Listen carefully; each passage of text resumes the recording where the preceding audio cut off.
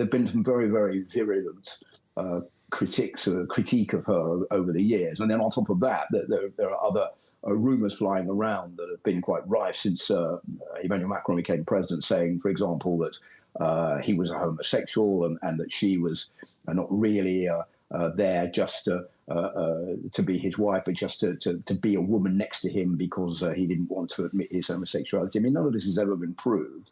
I think that the French are a bit perplexed by what they saw, and it hasn't been helped by the fact that the Élysée Palace has been not very good in trying to explain exactly what happened, because once this incident was made public, it was filmed by a news agency. The Élysée Palace immediately went out and issued a statement saying this is fake news and it was set up, it was not something that happened, it was created by artificial intelligence.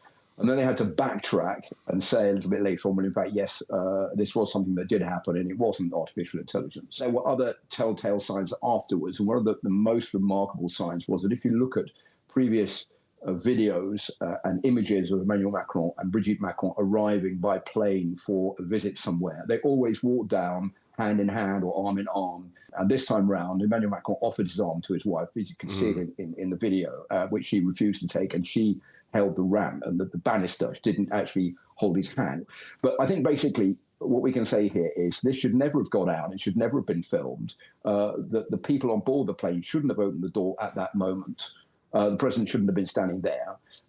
It was all a big mess. You know, Brigitte Macron has come under so much criticism over the years. I would put it up on a par with some of the criticism that Camilla Parker Bowles received when she was accused of being the mistress and the person who destroyed the marriage of Charles and Diana. It's a bit in the same domain where she is seen as a woman who was immoral, that was having an affair with a child, that split up with her husband, created trouble for her own children, an embarrassment,